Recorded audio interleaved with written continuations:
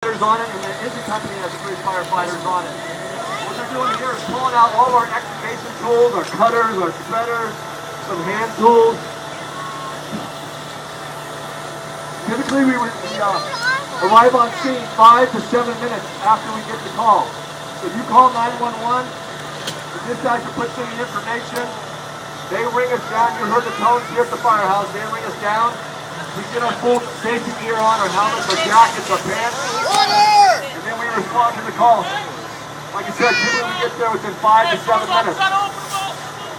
This car looks like it's on fire a little bit. It's smoking, it's white smoke, it's not black smoke. So we're going to pull a hose line just in case.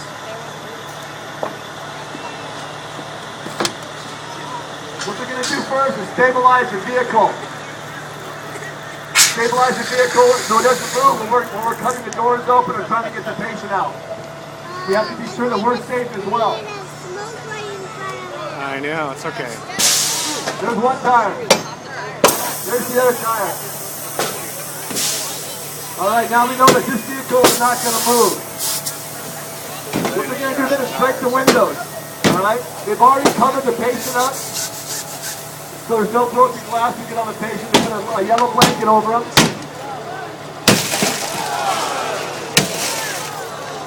And that makes it so we have better access to get into the patient. And also we start cutting the doors open if the window doesn't break in. So we're going to get our tools set up here. As you can see, this is a very fast process. Because we want to get that patient out as soon as we can and get them to the ER within an hour. Daddy would really call 911. I know. Is the man out yet? No, they're getting him out right now. They got to cut into the car. Why would he not open the door?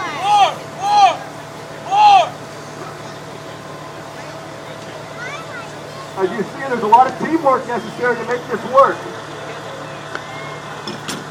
We practice on this all the time, people.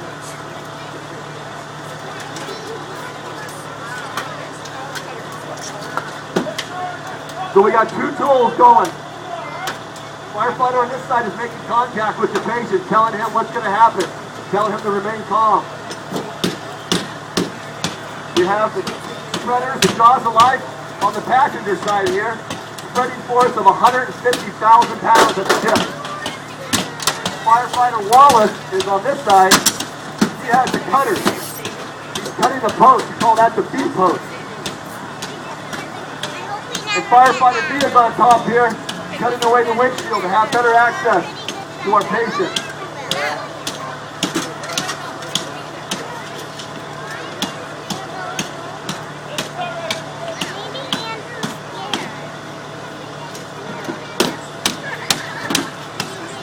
So if you're ever driving down the street and see a firefighter jump on your hood, this is what we'd like to practice. Just remain calm and we'll pay for the windshield later.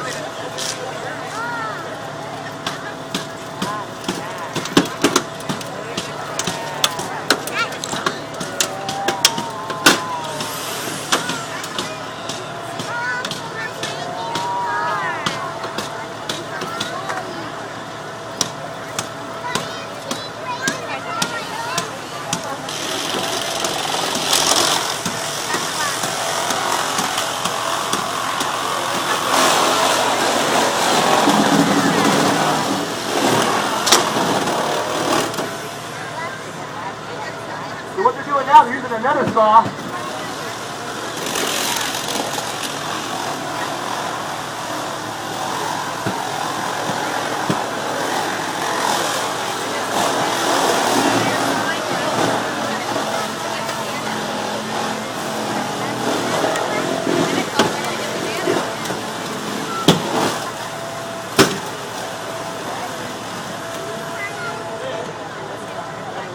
So obviously, before we would do this, we would do what, kids? We would try to open the door, right?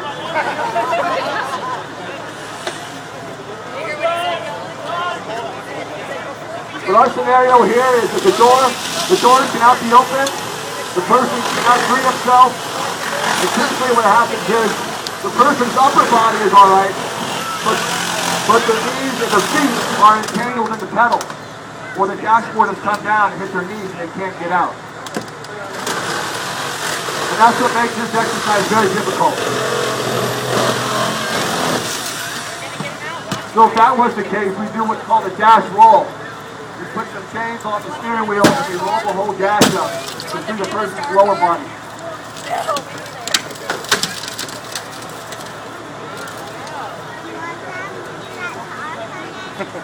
I hope they never need to.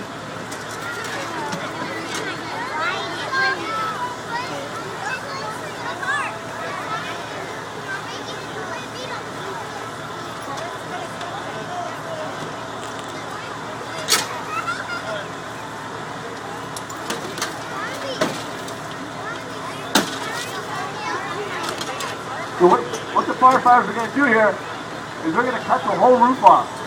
All right, so we have better access. It's much easier to get the patient out that way.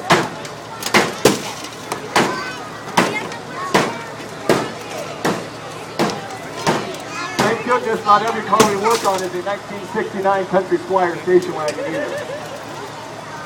Vehicles nowadays are much easier to get into, much safer.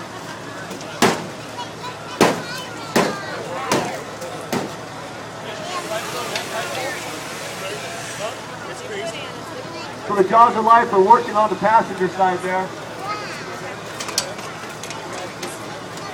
And they're going to do their roll top now on the roof.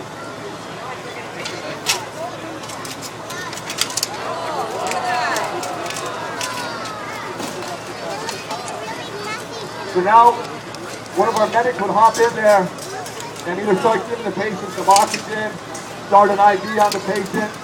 This is the firefighters doing this. The ambulance crew doesn't come in until later. The ambulance crew doesn't touch the patient until the fire department has pulled the patient out of the vehicle.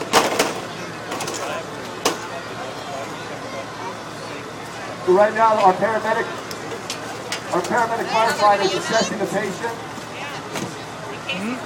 Seeing if he's awake, if he's alert. It's a patient, somebody that's in a hospital or needs a doctor.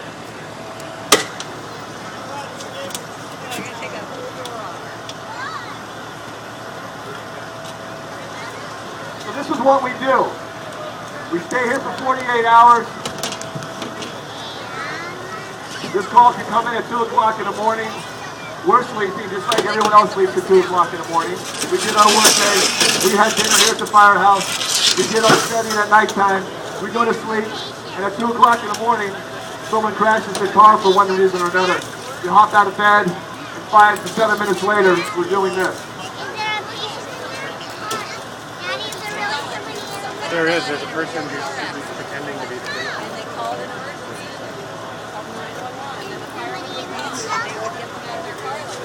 So they got one firefighter holding what's called C-spine precaution, right? We want to make sure the guy doesn't have any more spinal injury than he already has from this horrific accident that you just witnessed here. So we'll be very careful when we take him out. We've already notified Stanford Hospital. We have a code 3 trauma patient en route. And we're lucky enough that we're here in Menlo Park and Stanford Hospital is so close. It's an excellent, excellent trauma facility.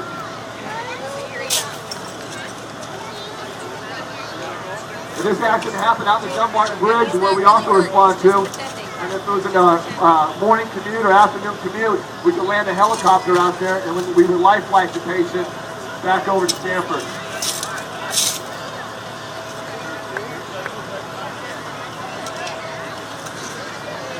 So they're going to remove the patient on the backboard. They're going to take him over to where the ambulance is. And I tell you what, that was pretty darn quick. Let's give him a round of applause. And it's a miracle. Our patient is up and walking around. It's a miracle in Menlo, they call it.